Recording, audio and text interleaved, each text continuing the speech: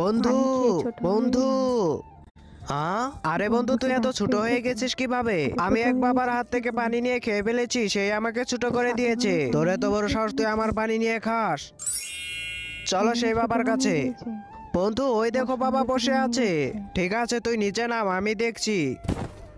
বাবা, আমার বন্ধুকে বড় করে দাও। ওকে আমি কখনোই বড় করবো না, ও আমার পানি খেয়ে ফেলেছে।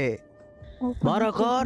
ঠিক আছে, আমি ওকে বড় করব। তাহলে তুমি ওই নদী থেকে পানি নিয়ে আসো। বন্ধুরা পানি নিয়ে আসতে গিয়ে তার সাথে এমন একটি কাণ্ড হলো যা দেখলে তো তুমিও অবাক হয়ে যাবে। তো চলো সেটি দেখার আগে তোমাদেরকে একটি ম্যাজিক শিখিয়ে দেই। প্রথমে ভিডিওতে লাইক করবে, তারপর চ্যানেলটিকে সাবস্ক্রাইব করবে, তারপর ইউজ দিস সাউন্ডে ক্লিক করো আর দেখো ম্যাজিক। তো দেরি না করে তুমিও করে ফেলো। তাড়াতাড়ি নদী থেকে পানি নিয়ে যায়।